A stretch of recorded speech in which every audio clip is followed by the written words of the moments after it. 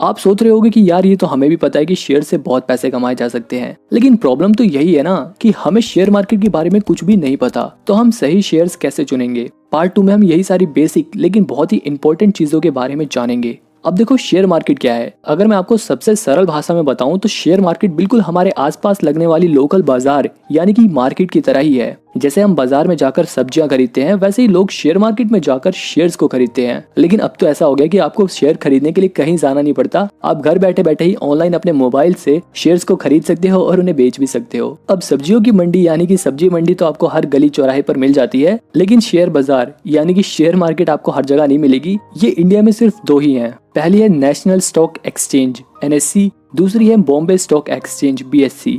अब जानते हैं कि आखिर शेयर्स का मतलब क्या होता है। शेयर्स का मतलब होता है हिस्सेदारी। अगर आप किसी कंपनी में एक शेयर खरीद लेते हो तो इसका मतलब ये है कि जितना आपके पास उस कंपनी के शेयर हैं, उतना ही आप उस कंपनी का मालिकाना हक रखते हो। इसे भी एक आसान से एग्जाम्पल से समझते हैं। मान लो मैंने एक कैटकुड लिमिटेड नाम की कंपनी खोली जिसके पास कुल 1000 रुपए की शेयर कैपिटल है। कंपनी अपनी सारी पूंजी का इस्तेमाल कंपनी के काम करने के लिए करती है। कंपनी अपनी इसी पूंजी को यानी कि अपनी इसी शेयर कैपिटल को अगर 100 बराबर हिस्सों में बांटती है, तो इस तरह कंपनी के एक शेयर की वैल्यू निकालने के लिए हम उसे जितने हिस्सों में बांटना चाहते हैं उससे डिवाइड करेंगे तो एक शेयर की कीमत हमें पता चल जाएगी। जैसे यहाँ पर अगर हम 1000 रुपए को 100 से डिवाइड करें तो 10 रुपए शेयर की वैल्यू निकल जाएगी। इसी तरीके से हम किसी भी कंपनी के शेयर की वैल्यू निकाल सकते हैं, किसी भी कंपनी के नंबर ऑफ शेयर्स निकाल सकते हैं। अब अगर मैं फ्यूचर में अपनी कंपनी को बढ़ाना चाहता हूँ, अपने बिजनेस को और बड़ा करना चाहता हूँ, तो इसके लिए मेरे को और पैसा चाहिए। तो अब मेरे को और पैसे चाहिए, तो इसके लिए मैं शेयर मार्केट पे अपनी कंपनी लिस्ट कराऊंगा, जिसके बाद मैं आम जनता से यानी कि पब्लिक से भी पैसे ले सकता हूँ। अब यहाँ पे अगर मैं कहता हूँ कि जिसको भी मेरी कंपनी में इन्वेस्ट करना है वो मुझे एक शेयर का 10 रुपए दे और मेरी कंपनी के शेयर्स का हिस्सेदार बन जाए। मेरा एक राम नाम का फ्रेंड इसी कंपनी का एक शेयर खरीद लेता है,